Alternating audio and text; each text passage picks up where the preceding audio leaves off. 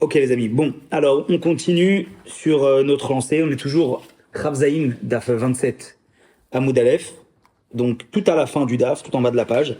Il nous reste quelques lignes, je vous rappelle que la semaine dernière, enfin, il y a 2 semaines plus précisément, on avait parlé, on avait abordé le sujet des vêtements du Cohen qu'il pliait et qu'il mettait sous sa tête. On était rentré dans la Sougia, on avait dit c'est quand même assez étonnant de dire que le Cohen va prendre ses vêtements et les mettre sous sa tête. On avait dit finalement ces vêtements-là, c'est comme si qu'il tirait profit d'une certaine façon de ces vêtements-là. Et est-ce qu'on a le droit de tirer profit en les mettant sous sa tête? On avait dit non, ce n'est pas possible. Donc en fait, c'est pas sous sa tête, mais c'est Neged Roshen, ça veut dire mettre à côté. À côté. On avait déduit de là également, on était resté sur ça la semaine dernière, il y a 2 semaines, sur le sujet des tefilines, on avait dit que les tefilines, de même, eh bien, il peut les mettre à côté de lui en hauteur, juste, il faut s'assurer qu'ils ne tombent pas. Ce n'est pas un problème que de mettre les tefilines à côté de soi et dormir. Alors, Il y avait le téfilin déjà là, à bien l'époque. sûr, bien sûr. Oui. Depuis, Depuis. même Avraham Avinu, il mettait les tefilines, Ah bon? mais avec des plantes. Non. C'est écrit dans les Midrashim qu'Avraham Avinu. Oui. Alors, pourquoi? Parce qu'Avraham Est-ce que ne j'ai pouvait fait pas ça sanctifier, en quelque sorte, l'objet par lequel il mettait les téphilines. En fait, il prenait des branches, il mettait les téphilines, et après ces branches-là, il les mettait de côté. Et ça n'avait pas de sanctification. Jusqu'au don de la Torah. À partir du don de la Torah, effectivement, ça, il a commencé à avoir une sanctification. Et du reste, le sujet des téphilines, on le voit dans la parachat Bo. Kadesh li kol bechor, dès que Dieu demande à Moshe Rabbeinu de les sanctifier tout premier-né, il lui dit Vaya le ot al yadecha, ou le totafot ben anecha. Ok. Et tu auras un signe sur ta tête, face à ton cœur, Donc, et un ok. signe entre tes yeux. Donc ça veut dire que les tefilines, c'était quelque chose qui était connu par les patriarches, mais qui a pris un sens, D'accord. on va dire, identique à celui qu'on a aujourd'hui, au moment où Moshe Rabbeinu est descendu du mont Sinaï, puisqu'après, la raison pour laquelle les téphilines est carré, la raison pour laquelle les téphilines sont noirs, la raison pour laquelle il y a un chine 4 branches, un chine 3 branches, tous ces détails-là, on appelle ça la Moshe Sinaï, sont des détails qui ont été pour la plupart, même si Tosfot explique certains détails plus précisément, qui ont été donnés par Dieu à Moshe Rabbeinu. Moshe Rabbeinu est descendu du mont Sinaï, il a dit voilà. Alors, c'est quoi le signe dont Dieu a parlé à côté de votre cœur et sur votre tête, sur votre bras le plus faible? Ça sera des boîtiers, ces boîtiers seront noirs, à l'intérieur il y aura des parachutes, etc. etc. D'accord? Donc c'est sur ça qu'on était resté. Donc la Gemara maintenant, elle va revenir sur le sujet des Big Day qu'on a, sur les objets Kodesh. Et je vous rappelle qu'on avait abordé un détail qui était très important, et c'est une des façons par lesquelles on avait réfuté la possibilité de mettre les vêtements du Kohen sous sa tête. On avait dit, mais attends, dans les vêtements du Kohen, il y a la ceinture. La ceinture du Kohen, c'est un mélange entre le lin et la laine. Donc c'est kilaïm. Donc ça veut dire que s'il le met sous sa tête, il va donc profiter d'un vêtement qui est kilaïm, de la même façon qu'on n'a pas le droit d'en porter, on n'a pas le droit également de l'utiliser comme une couverture ou même comme un coussin. Donc a priori, ce n'est pas possible. Vous vous rappelez tout ce détail-là? On avait abordé? Très bien. Alors la Gemara, elle va reprendre sur ça. Inami Mistabra, quelques lignes, et après on bascule directement sur Chavzaïn Amoud Bet que vous avez sur les feuillets. Inami Mistabra, c'est aussi logique d'expliquer à la Mishnah des Keneged Roshehem, de dire qu'en fait, les Kohanim, ils ne mettaient pas sous leur tête, mais ils mettaient à côté de leur tête. Pourquoi? Des Iyamar, parce que si tu dis que Tachat Roshen, ils le mettaient sous leur tête, ça veut donc dire qu'il est permis pour les Kohanim de profiter de ces vêtements-là alors qu'ils ne sont pas en service. Le service, c'est quand on est debout. Mais quand ils dorment, les Kohanim, ils sont pas en service. Si on dit qu'ils peuvent utiliser les vêtements du Kohen, c'est pas simplement les avoir sur soi quand je vais au marché. Ça peut être aussi leur donner une utilité autre que celle avec laquelle on les utilise au moment du service. Donc prendre les vêtements du Kohen et les mettre sous sa tête pendant qu'on dort, c'est les utiliser. A-t-on le droit d'utiliser les vêtements du Kohen pendant le moment où on n'est pas en service? Autrement dit, admettons, évidemment c'est un cas qui n'existe pas, mais pour vous donner une idée, admettons qu'il veut faire un petit somme, le Kohen en plein milieu de son service, il n'a pas le droit. Mais d'après l'idée qu'il est, on va dire, en service, par exemple, il s'assoupit, il est en plein service, Alors il est en plein milieu, il est en train d'attendre quelque chose. Il a son chapeau, le chapeau du Cohen, vous savez. Alors il le cale sous sa tête et il met sa tête comme ça pour se sentir un petit peu, voilà, un petit peu tranquille parce que c'est délicat quand même. Il a un peu mal. Est-ce qu'il aurait le droit, d'après cette explication-là? Oui. Pourquoi? Parce qu'il est en service. Donc quand tu es en service, a priori, tu as le droit d'utiliser les vêtements. Mais le fait de l'utiliser pendant la nuit, c'est pas un service. Il n'est pas en train de monter la garde. Il est d'astreinte, certes. Mais on ne peut pas dire qu'il est vraiment en service. Donc, puisqu'il n'est pas en service, d'après cette explication-là, qu'on n'a pas le droit de les utiliser quand on n'est pas en service, il n'a pas le droit de le prendre comme un coussin. Donc, ça veut dire que certainement, que ça renforce ce qu'on avait dit, que les vêtements ne pouvaient pas être sous leur tête, mais ils étaient à côté de leur tête. Ok? On va continuer, il dit comme ça. Et malgré tout, malgré tout, la Gemara, elle dit, d'accord, que même si on aurait pu donner cette explication-là, de les utiliser qu'on ne peut pas utiliser les vêtements, parce que quand on est en service, on n'a pas le droit de les utiliser, et là, il n'est pas en service, donc il n'a pas le droit de les utiliser les vêtements. Malgré tout, on a besoin d'interdire, à cause de l'interdit des kilaïm. Alors la Gemara va expliquer.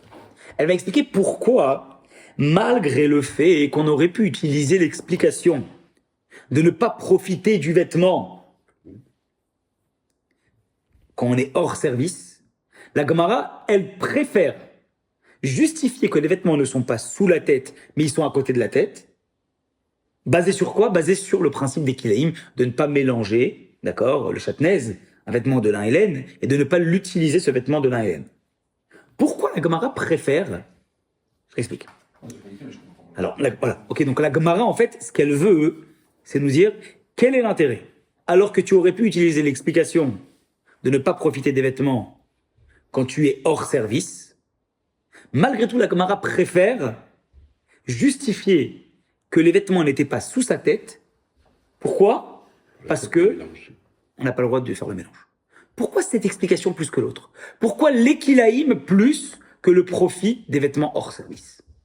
Les deux auraient pu être acceptables. Pourtant, la Gemara préfère utiliser l'explication de kilaïm. L'explication de profiter, la Gemara la donne comme ça. Mais malgré tout, c'est pas celle-là qui est retenue. Pourquoi? Alors la Gemara va justifier pourquoi elle préfère se baser sur l'interdit des kilaïm des greffes. Dit comme ça. Anicha, le mande amar. Ça va bien. L'explication de dire que c'est kilaïm et que c'est un problème, à condition que avneto shel Kohen Gadol, lozeru avneto shel Kohen Idiot. Ça va bien dans la mesure où on dit, pour celui qui dit que la ceinture du Kohen Gadol, qu'il mettait toute l'année, elle n'est pas comme celle du Kohen simple. C'est-à-dire, de la même façon qu'on peut considérer qu'il y a une différence entre la ceinture du Kohen Gadol et la ceinture du Kohen simple. On peut donc dire, d'accord, que si la ceinture du Kohen Gadol est identique à celle du Kohen simple, et que le Kohen simple a une ceinture qui est faite de mélange entre eux, eh bien, le lin et la laine, alors la ceinture que le Kohen Gadol a toute l'année est différente. Et si elle est différente, elle n'est pas en lin et en laine. Et donc, puisqu'elle n'est pas en lin et en laine, alors à ce moment-là, il n'y a pas le risque de kilaïm. La question est de savoir comment était la ceinture, d'accord, du Kohen simple toute l'année. Est-ce qu'elle était comme celle du Kohen Gadol ou pas comme celle du Kohen Gadol? Vous savez très bien que le Kohen Gadol, eh bien, il avait, le jour de Yom Kippour, deux types de vêtements. Il avait les vêtements qui étaient les vêtements habituels de toute l'année. Il avait les vêtements de lin. La question est de savoir, est-ce que on considère que la ceinture du Kohen Gadol, qu'il avait toute l'année, d'accord, est identique à celle que les Kohanim avaient toute l'année, et donc puisque les Kohanim ont une ceinture avec un mélange de lin et de laine, celle du Kohen Gadol, qu'il avait toute l'année, était aussi un mélange de lin et de laine, où on considère que la ceinture que le Kohen Gadol a est différente de celle du Kohen simple. Et donc, puisque la ceinture du Kohen simple est un mélange de lin et de laine, celle du Kohen Gadol n'est pas un mélange de lin et de laine, ou vice-versa. Si la ceinture du Kohen Gadol, puisqu'il avait deux types de vêtements, était un mélange de lin et de laine, celle du Kohen simple n'est pas un mélange de lin et de laine. Donc ça veut dire qu'il y a une option de considérer que la ceinture du Kohen simple n'est pas une ceinture en lin et laine. Parce que si on considère qu'elle est différente de celle du Kohen Gadol, et que le Kohen Gadol a une ceinture de lin et de laine, la ceinture du Kohen simple ne peut pas être identique à celle du Kohen Gadol, et donc lui, sa ceinture, elle n'est pas un mélange de lin et de laine. Et donc, quelle conséquence ça a? Eh bien, si la ceinture, elle n'est pas un mélange de lin et de laine. Il peut l'utiliser la nuit. Et voilà. Il n'y a pas de problème de kilaïm dans une ceinture pareille, puisqu'elle n'a pas de mélange de lin et de laine. Vous comprenez? Oui. Alors, dans les mots. Anicha, Leman. Ce que je comprends, c'est pourquoi il peut pas il pourrait ne pas, enfin, il peut l'utiliser la nuit, mais pas le reste du jour, c'est ça que je Oui, il comprends. peut l'utiliser hors de... Lors du service, quoi, dans le service, il peut Hors pas de l'utiliser. service. C'est une très très bonne question. C'est une grande séquence du Rami, justement, Alors, finalement, c'est qui est en quoi train de traiter sur la raison pour laquelle, non, c'est ma fille, sur la raison pour laquelle, eh bien, il y a des vêtements qui ont un mélange de lin et de laine. Exemple, le titit que nous avons, c'est un mélange de lin et de laine. La ceinture du Kohen Gadol est également un mélange de lin et de laine. Ça veut donc dire, Dans le service. pendant le Ça veut service, dire. pendant le service, pourquoi aurait-on le droit, pendant le service, d'utiliser une ceinture qui est mélange de lin et de laine? Parce que toute raison du mélange de lin et de la laine, c'est qu'on parle de deux règnes qui sont différents. C'est mélanger le règne animal et le règne végétal, comme Ramban Nachmanides l'explique. Et pendant qu'on est en service, effectivement, comme le Kohen, il est en train de porter tout, le symbole de tout le peuple juif en lui. Alors à ce moment-là, dans la Kedusha, il n'y a pas ce problème-là. Pour vous donner un autre exemple qui est plus ou moins similaire. Les travaux que nous ne faisons pas Shabbat, ce sont les travaux du Beth Amikdash, n'est-ce pas? Pendant la période où ils construisaient le Beth Amikdash, ils n'avaient pas le droit de faire ces travaux-là pendant Shabbat. Oui. Maintenant, quand le Beth Amikdash il a été établi, On pourrait le faire. on pouvait faire les travaux interdits Shabbat, c'est-à-dire les travaux qui ont servi à la construction du Beth Amikdash, dans le Beth Amikdash. Paradoxal. Comment c'est possible? Puisque ces mêmes travaux sont ceux qui ont permis d'établir le Beth Amikdash, de construire le Beth Amikdash, comment peut-on imaginer et dire que Après, ces travaux-là, qui sont interdits Shabbat, sont les travaux du Beth Amikdash, mais que quand le Beth Amikdash est établi, on peut les faire à l'intérieur? Réponse. Comme le Beth Amikdash, c'est le summum de la sainteté. La raison pour laquelle il faut savoir différencier les choses, c'est parce que l'être humain, quand il est au contact de la matière, il doit savoir faire la part des choses. Et donc, comme l'être humain doit savoir faire la part des choses, quand il est en contact de la matière, on lui dit, fais très attention. Ne mélange pas l'animal avec le végétal. Sache que le végétal, l'animal. Il faut garder, en fait, un discernement total lorsqu'on est au contact, entre guillemets, de l'obscurité.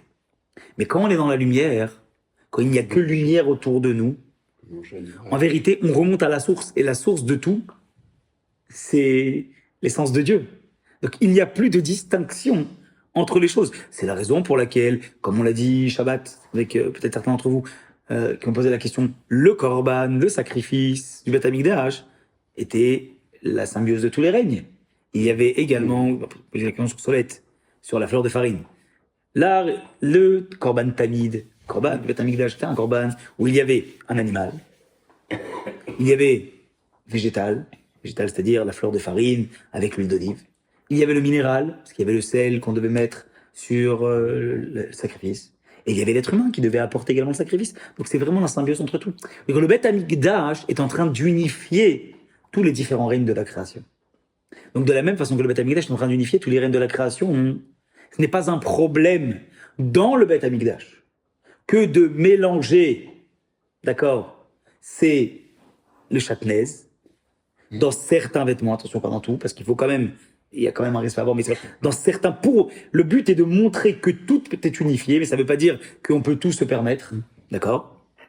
De la même façon, dans le Beth Amikdash, on pouvait allumer un feu pour un korban, on pouvait pas allumer un feu stam pour allumer un feu, même si, bref, allumer un feu pour autre chose en tout cas, on pouvait pas allumer un feu pour se faire à manger, on pouvait allumer un feu pour le bête. Donc ça veut dire que tu peux faire la melacha, tu peux faire le travail, à condition qu'elle soit destinée à un objet saint.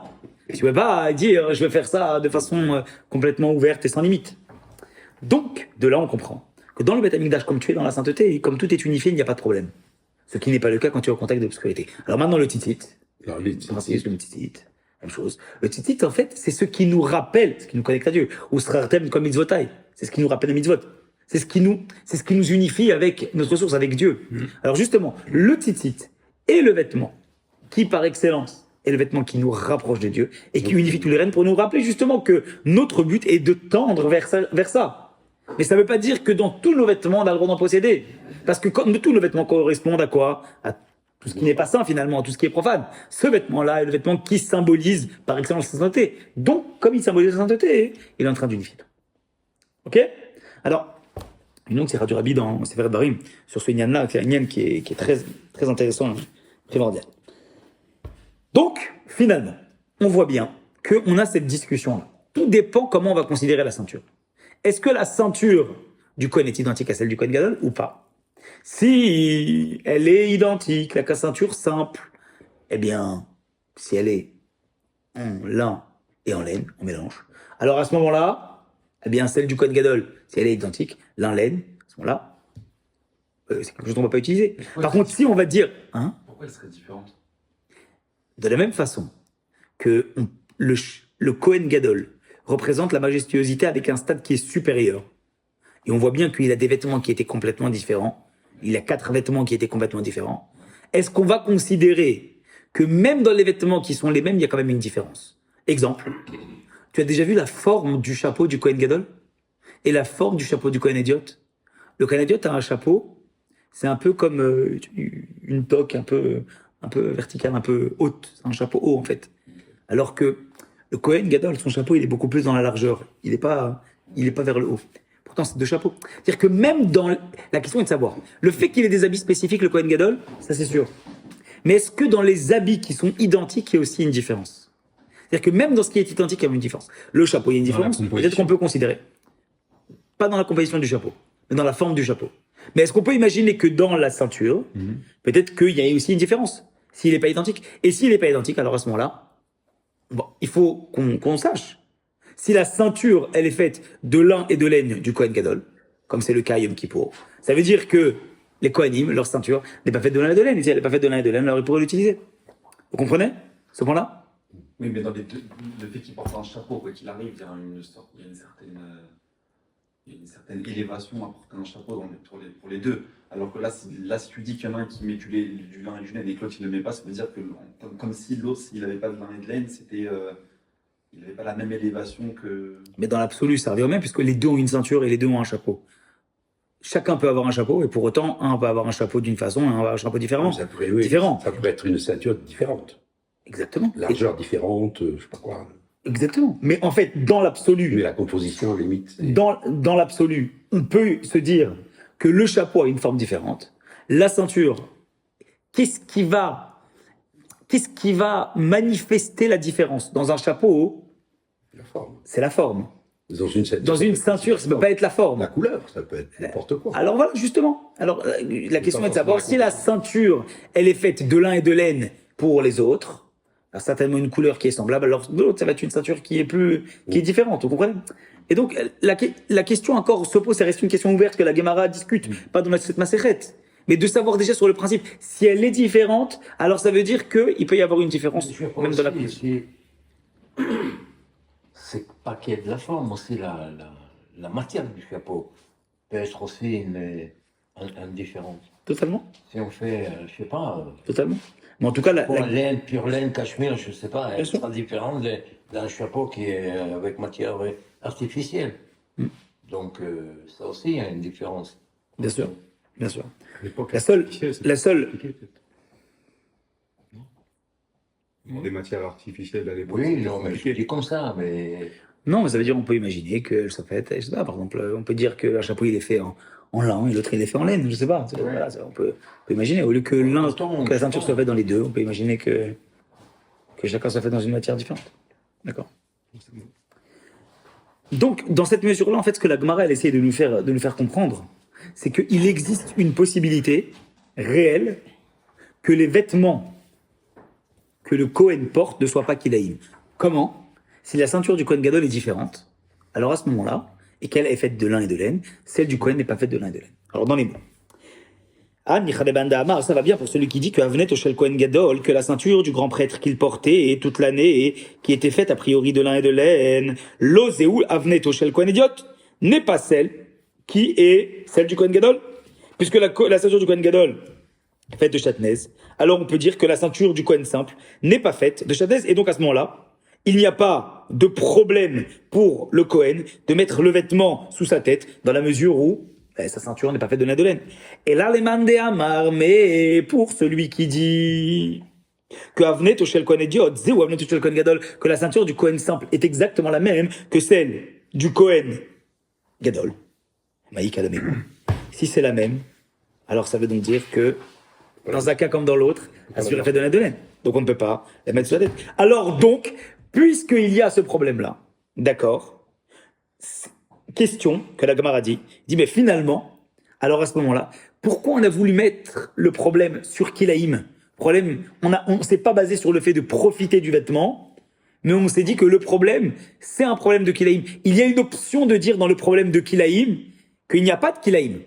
C'est pas si évident que ça, entre guillemets, pour formuler différemment, c'est pas si évident que ça que le mélange entre le lin et la laine soit assuré dans le cadre de la ceinture. Et donc, puisque c'est pas si évident que ça, pourquoi avoir voulu se baser sur ça et pas sur autre chose et pas sur le cas de profiter? Vous comprenez? Si Kilaïm, c'était sûr et certain que la ceinture elle était faite en lin et en laine, Ça marche dans tous les cas. alors à ce moment-là, ça marche dans tous les cas, on comprend pourquoi on se base sur Kilaïm. Mais puisque c'est pas si évident que ça que la ceinture elle est faite entre le lin et la laine, alors à ce moment-là, pourquoi essayer de baser sur ça? On aurait dû se baser sur autre chose, baser sur le profit. C'est la profite. Alors la Gemara, elle dit, attends. Et donc, finalement, on peut, d'après cet avis-là, on comprend que, eh bien, l'intention de la Mishnah n'est pas de dire que c'était sous leur tête, mais c'était obligatoirement, d'accord, eh bien, à côté de leur tête, dans la mesure où, quoi qu'il arrive, si on considère, d'après l'avis que la ceinture est finalement faite en kilaïm, ça ne peut pas être sous sa tête, ça peut être que sur le côté. D'accord ?